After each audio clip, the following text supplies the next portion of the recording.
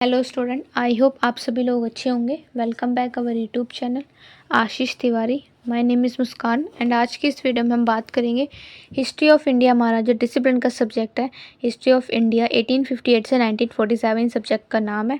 ये हमारे BA programme semester 6 का सब्जेक्ट है, डिसिप्लिन माइनर पेपर का। इस वीडियो में हम बात करेंगे हमारे यूनिट नंबर 3 राष्ट्रवादी राजनीति में। चैप्टर नंबर 8 है राष्ट्रवादी राजनीति के उदारवादी और क्रांतिकारी राष्ट्रवादी के बारे में चैप्टर के अंदर कवर करेंगे।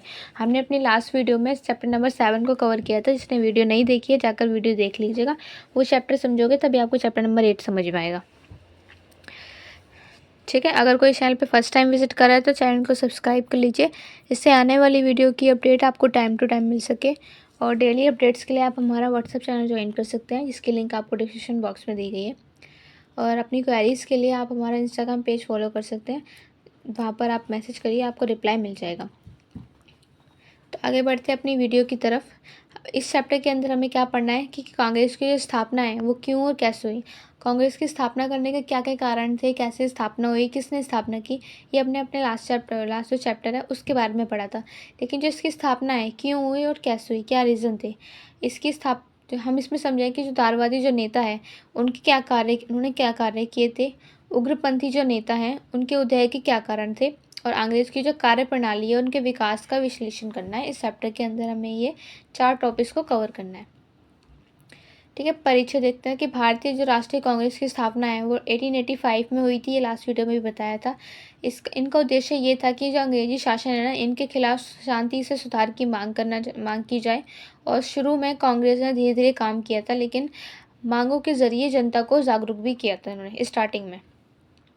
कांग्रेस का संयोजन तो मध्य वर्गीय संगठन है ना। शुरुआती कांग्रेस में पढ़े लिखे लोग जैसे वकील, शिक्षक, डॉक्टर ये सारे शामिल हुए थे। लेकिन जो मुख्य से मध्यम वर्ग लोग से जाते हैं ना, वो अंग्रेजी भाषा में मतलब दक्ष होते हैं, मतलब कमज़ोर होते हैं। जो मध्यम वर्ग से लोग आते हैं उन्हें अंग्रेजी में इतनी अच्छी पकड़ नहीं होती, मतलब उन्हें अंग्रेजी इतनी अच्छे से नहीं आती। तो पहले तो स्टार्टिंग में जो कांग्रेस की शुरुआत में पढ़े लिखे लोग जैसे वकील थे, शिक्षक थे, डॉक्टर थे। लेकिन मध्य वर्ग से फिर लोग आते थे तो वो अंग्रेजी में दक्ष थे। कार्यप्रणाली मतलब शांतिपूर्ण तरीके से कोई काम करना, प्रार्थना, याचिका, निवेदन द्वारा कोई काम करना, सरकार से सुधारों की लोगों ने मांग करना और सभा और प्रस्ताव का पास करना। ये काम था इनके कार्यप्रणाली के। प्रशासनिक सुधारों की मांग करना, तो आधुनिक जो भारतीय है उन्हें सरकारी नौकरियों में स्थान देने की इन लोगों ने मांग की थी। उच्च प्रशासनिक पदों पर जो भारतीयों की उनकी नियुक्ति हो, और न्याय प्रणाली में भारतीयों के लिए समानता का अधिकार हो।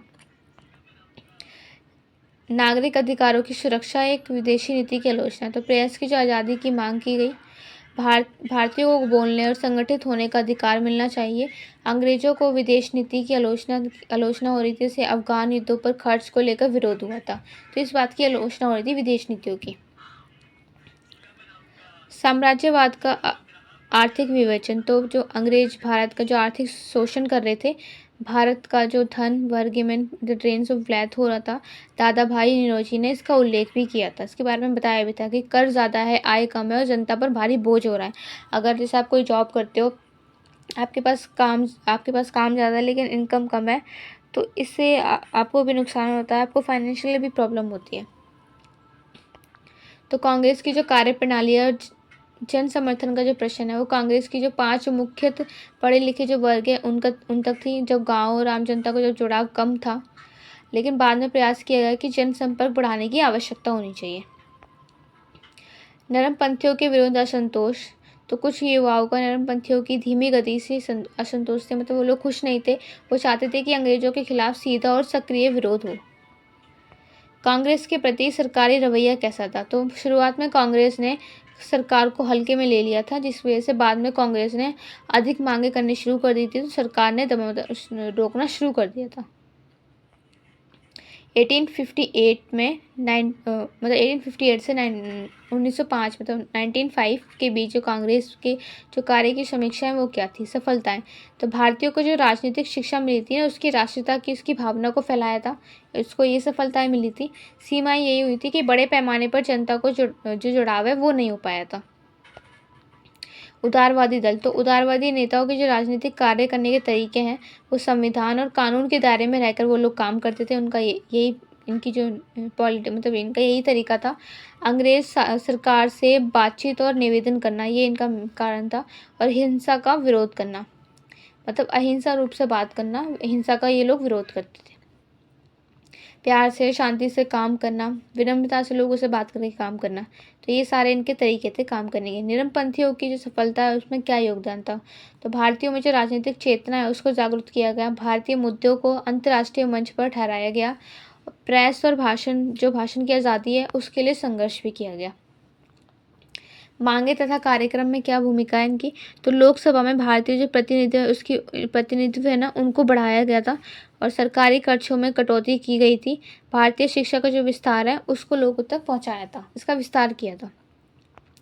कार्य का मूल्यांकन, तो नरमपंथी जो धीरे काम कर रहे थे उस पर उनका आधार मजबूत बना रहे थे, लेकिन अंग्रेजों ने उनकी मांगों को नजरअंदाज करना शुरू कर दिया था। कांग्रेस के प्रमुख उदारवादी नेता कौन थे, तो दादा भाई नौरोजी थे, गोपाल कृष्ण गोखले, फिरोज शाह मेहता, सुरेंद्र नाथ बनर्जी और बद्रुद्दीन तैयबजी। ओके। क्रांतिकारी उग्रपंथ 1905 से 1919 तक चला था। ये गरम दल था। ये गरम दल के जो नेता है ना, ये तेजी से अंग्रेजों के खिलाफ आंदोलन करना चाहते थे, लेकिन उन्होंने कहा था कि याचिकाओं से कुछ नहीं होगा, जब आंदोलन करना पड़ेगा। मतलब उन लोगों ने यही कहा था कि अब याचिका से, मतलब विनम्रता से बात करके, शांति से बात करने से कुछ नहीं होगा, अब हमें आंदोलन करना पड़ेगा। क्रांतिकारी उग्रपंथ गरम दल के इनके कारण क्या थे कि अंग्रेजों का है ना, वो बहुत उनका रूखा व्यवहार हो रहा था। बंगाल विभाजन 1905 से जनता के अंदर गुस्सा आने लगा था। ब्रह्मपंथियों की जो धीमी कार्यशैली है उससे लोग खुश नहीं थे। क्रांतिकारी जो उग्रपंथी और नेताओं का पृथुवार मतलब दुर्व्यवहार क्या था, मतलब पृथुवार कौन कौन थे, तो बाल गंगाधर तिलक, विपिन चंद्र पाल, लाला लाजपत राय, अरविंद घोष। विदेशी घटनाओं का प्रभाव, तो जापान ने जो रूस को हराया था 1905 में, इससे एशिया के देशों में उम्मीद जागी थी कि गोरे भी हार सकते हैं। और इटली में गिस्पे मेजिनो और गैरिबल्डी जैसे जो क्रांतिकारी है, इनका उदाहरण पेश किया जाता है। क्रांतिकारी उग्रपंथ का प्रसार किस प्रकार हुआ था कि पूरे भारत में उग्र आंदोलन शुरू कर दिया गया था। स्वदेशी आंदोलन, बहिष्कार आंदोलन भी चलाए गए थे। कांग्रेस के अंदर क्रांतिकारी पंथ का विकास हुआ था और कांग्रेस में फूट आ गई थी। 1907 के सूरत अधिवेशन में कांग्रेस दो भागों में बट गई थी, नरमपंथी और गरम दल के बीच में। अभी नरमपंथी गरम दल दोनों के बारे में मैंने बताया, तो ये सारे दल अभी देख लेते हैं गरम दल के बारे में। तो गरम दल कौन से है, जो ये गरम दल ऐसे नेता है जिन्होंने कांग्रेस के जो खिलाफ है आंदोलन करना चाहते थे, क्योंकि इनका मानना ये था कि याचिकाओं से कुछ नहीं होने वाला, अब आपको आंदोलन करना ही पड़ेगा। ठीक है, नेक्स्ट देखते हैं क्या है कि वंग भंग एवं जन आक्रोश का उबाल क्या था, कि 1905 में जब बंगाल को प्रभावित किया गया था, लोगों के अंदर आक्रोश आ गया था, मतलब गुस्सा आने लगा था। इससे पूरे देश में विरोध हुआ था, लोग भड़कने लगे थे। बहिष्कार, स्वदेशी, राष्ट्रीय शिक्षा आंदोलन, ये सारे शुरू किए गए थे। महाराष्ट्र व अन्य जगहों पर उग्रपंथ का विकास, तो महाराष्ट्र, पंजाब, बंगाल में उग्र आंदोलन शुरू हो गया था। लोकमान्य तिलक ने स्वराज मेरा जन्मसिद्ध अधिकार है, इसका नारा भी दिया था। किसने दिया था? लोकमान्य तिलक ने। बहिष्कार और स्वदेशी आंदोलन, तो अंग्रेजों ने 1905 में बंगाल का विभाजन कर दिया था। इसके विरोध में लोगों ने विदेशी वस्तुओं का बहिष्कार किया था और स्वदेशी वस्तुओं का समर्थन करना उन्होंने शुरू कर दिया था। वंग भंग आंदोलन और इसकी प्रवृत्तियां, तो बंगाल विभाजन में जनता में गहरी नाराजगी हुई थी। इसमें कौन सा आंदोलन था? अंग्रेजी वस्तुओं का बहिष्कार होने लगा था। स्वदेशी जो वस्तुएं हैं उनका यूज़ होने लगा था। आपके देश में जो चीज़ें बनाई उनका यूज़ होने लगा। जो अंग्रेजी वस्तुएं हैं, जो बाहर से जो चीज़ें आई हैं, उनको हटा दिया गया था। राष्ट्रीय शिक्षा को उन लोगों ने बढ़ावा दिया था। स्वावलंबन और आत्मनिर्भरता के विचार को उन्होंने लागू किया था। वंग भंग और स्वदेशी आंदोलन का विकास, तो आंदोलन बंगाल से लेकर पूरे भारत में ये फैल गया था। बहिष्कार के साथ साथ स्वदेशी जो बस्तियां हैं, स्वदेशी जो कंपनियां हैं, उसकी स्थापना भी शुरू की गई थी। मतलब जो विदेशी कंपनियां हैं उनकी स्थापना, उनको बंद करके स्वदेशी जो बस्तियां हैं, उनकी जो कंपनियां हैं, उनकी जो स्थापना स्टार्ट कर दी गई थी। हमारे देश की जो कंपनियां हैं उनको शुरू कर दिया गया था। आंदोलन की जो गतिविधियाँ हैं, विदेशी कपड़ों की होली जलाना, स्वदेशी वस्तुओं का प्रचार करना और राष्ट्रीय शिक्षा संस्थानों की स्थापना, जैसे बंगाल नेशनल कॉलेज को, लोकगीत, नाटक, कविताओं के माध्यम से जनता को अपनी ओर प्रेरित करना। ये इस आंदोलन की गतिविधियाँ थी। सामाजिक और आर्थिक दबाव क्या थे? तो आंदोलन में समाज के सभी वर्गों ने भाग लिया था। कई धर्म से नेता इसी स्वदेशी का समर्थन किया था और जो स्वदेशी जो वस्तु है ना, उसका प्रयोग करके सामाजिक रूप से इनको जिम्मेदार बनाया था। कांग्रेस की भूमिका, तो कांग्रेस ने शुरू में आंदोलन का समर्थन दिया था, लेकिन जो कांग्रेस का नरमपंथी वर्ग है उसने हिंसक गतिविधियों के खिलाफ था। मतलब वो हिंसक रूप से कार्य नहीं करना चाहते, अहिंसक रूप से कार्य करना चाहते थे। इसलिए कांग्रेस आंदोलन के जो सीमित तरीके हैं उसको आगे नहीं बढ़ाना चाहती थी। स्वदेशी जो आंदोलन का प्रसार है उसका क्या प्रभाव भी रहता है? स्वदेशी आंदोलन ने राष्ट्रवाद को मजबूत किया था। भारत में आर्थिक आत्मनिर्भरता को, इसके जो विचार हैं इसको लोगों तक पहुंचाया था, इसका विचार पैदा किया था। अंग्रेजी सरकार ने आंदोलन को दबाने के लिए कई दमनकारी जो कानून है उनको बनाया था। इन प्रमुख क्रांतिकारी जो नेता हैं वो कौन से थे? बाल गंगाधर तिलक, विपिन चंद्र पाल, लाला लाजपत राय, अरविंद घोष, वीओ चिदम्बरम पिल्ले और अश्वनी कुमार दत्त। ये नेता सीधे संघर्ष और स्वराज की मांग के समर्थक थे। ये सभी नेता। क्रांतिकारी आंदोलन, तो 20वीं शताब्दी में भारत में क्रांतिकारी आंदोलन का उद्भव विकास कैसे होता? वंग भंग आंदोलन से युवाओं में क्रांति की जो भावना है वो जगी थी। क्रांतिकारी संगठन बने थे जैसे अनुशीलन, सीमित, युगांतर। महाराष्ट्र में क्रांतिकारी आंदोलन का प्रसार कैसे हुआ, वो आरंभ कैसे हुआ? तिलक के नेतृत्व में महाराष्ट्र में स्वराज का जो नारा है वो फैलाया गया था। चापेकर बंधुओं ने पहला राजनीतिक हत्याकांड किया था, इसे प्लेग अधिकारी रेंट की हत्या। ये क्रांतिकारी हुई थी इस आंदोलन के तहत। बंगाल में क्रांतिकारी आंदोलन के अलावा क्या विकास था? बंगाल में अनुशील, सीमित और युगांतर दल को बनाया गया था। बम बनाना, सरकारी अधिकारियों पर हमले करना, ये सभी शुरू कर दिया था। पंजाब और दिल्ली में क्रांतिकारी गतिविधियां, तो पंजाब में लाला लाजपत राय जैसे नेता ने उग्र रूप से ये सामने आए थे। गदर आंदोलन की जड़ें भी बहुत ज़्यादा मजबूती थी पंजाब में। भारत के अन्य भागों में क्रांतिकारी विधियां, तो मद्रास, कर्नाटक, यूपी आदि देश छोटे छोटे जो क्रांतिकारी गुट बनाए गए थे, इससे वंदे मातरम आंदोलन का भी प्रभाव पूरे देश में पड़ा था। विदेश में क्रांतिकारी संगठन एवं कार्य और भारत से विदेश तक फैली क्रांतिकारी गतिविधियां, तो गदर जो पार्टी है ना, ये कनाडा और अमेरिका में थी।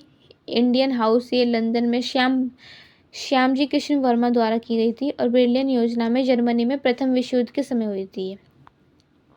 ये सारे आंदोलन खड़े किए गए। तो प्रथम विश्व युद्ध और सशस्त्र विद्रोह की तैयारी 1914 से 1919 के क्रांतिकारी उपक्रम का ये पहला चरण और अंत भी था। गदर पार्टी ने युद्ध के समय भारत में विद्रोह की योजना बना दी थी। अंग्रेजों ने कड़ी निगरानी और दमन के जरिए इस आंदोलन को विफल कर दिया था, खत्म कर दिया था। 1919 तक ये पहला क्रांतिकारी और दौर समाप्त हो गया था। क्रांतिकारी आंदोलन की असफलता के क्या कारण थे? नेतृत्व का अभाव था, नेतृत्व का मतलब कमी थी इसके अंदर। संगठन में एकता की कमी थी और जनता से पूरी तरह से इनका जुड़ाव नहीं हुआ था। और अंग्रेजों की जो कड़ी है उनकी दमन नीति थी और संसाधन और आर्थिक मदद की इनके अंदर कमी थी, जिस कारण से ये असफल हुआ। क्रांतिकारी आंदोलन का मूल्यांकन, तो असफलता के बावजूद भी आंदोलन ने युवाओं में देशभक्ति की जो भावना है उसको मजबूत किया था। बाद में जो गांधी जी जैसे नेताओं ने व्यापक जन आंदोलन के उनके जो मार्ग है उसको दिखाया था। क्रांतिकारी ने आज़ादी की लड़ाई में प्रेरणा को भी प्रोत्साहित, मतलब उसको भी प्रदान किया था। तो नरम दल तथा गरम दल की क्या क्या विश्लेषण है? नीति क्या थी? जो नरम दल की प्रार्थना, निवेदन और योजना से काम करना, जबकि गरम दल है उनका सीधा संघर्ष और आंदोलन से काम करना, उनकी ये नीति थी। उनके नेता कौन थे? दादा भाई नौरोजी, गोखले। गरम दल के तिलक, विपिन पाल, लाला लाजपत राय। इनके लक्ष्य क्या थे? धीरे धीरे सुधार हो जाएगा, बट इनका एक तत्कालीन, मतलब इनको एग्जैक्टली जल्दी ही रिजल्ट चाहिए, विद इन 1 मिनट। जैसे कुछ लोग होते हैं ना कि आपको कुछ काम बोला तो तुरंत उनका काम करके दो, तो वैसा कुछ था। लेकिन जो नरम दल था वो धीरे धीरे सुधार करना चाहते थे, लेकिन उनको तत्कालीन स्वराज की प्राप्ति चाहिए थी। तरीका क्या था इनका? संवैधानिक सुधार के द्वारा ये अपना तरीका करते थे, लेकिन इनका उग्र आंदोलन और स्वदेशी था इनका करने का तरीका। परिणाम क्या थे? भारतीय राजनीति में जन चेतना फैली थी। भारत के लोगों में आत्मसम्मान और आत्मनिर्भरता की जो भावना है उसको जगाया गया था। स्वतंत्रता संग्राम का आधार है उसको तैयार किया गया था। और एंड में जाकर ना 1919 के बाद आंदोलन में एक नया मोड़ लिया कि गांधी के नेतृत्व में असहयोग आंदोलन हुआ। निष्कर्ष देख लेते हैं। 1858 से 1990 का जो दौर है, इसमें भारतीय राष्ट्रीयता के जो विकास है उसको पहला महत्वपूर्ण ये चरण था। चरमपंथियों ने राष्ट्रीय चेतना की नींव रखी थी। उग्रपंथियों ने आत्म बलिदान और संघर्ष के मार्ग को दिखाया था। स्वतंत्रता संग्राम की जो जनता है उसको व्यापक रूप से समर्थन किया था ले जाने में इन सभी प्रयासों का महत्वपूर्ण योगदान भी है। ठीक है, हमारा ये चैप्टर कंप्लीट होता है। इसकी पीडीएफ आपको हमारे टेलीग्राम चैनल पे मिल जाएगी। आपका कोई डाउट है तो वो आप कमेंट बॉक्स में पूछ सकते हैं या फिर इंस्टाग्राम पेज पे फॉलो करके पूछ सकते हैं। टेलीग्राम अगर किसी ने ज्वाइन नहीं किया है, जिसकी लिंक आपको डिस्क्रिप्शन बॉक्स में दी गई है, वहाँ से जाकर आप ज्वाइन कर सकते हैं। मिलते हैं अब हमारी नेक्स्ट वीडियो में। Thank you for watching.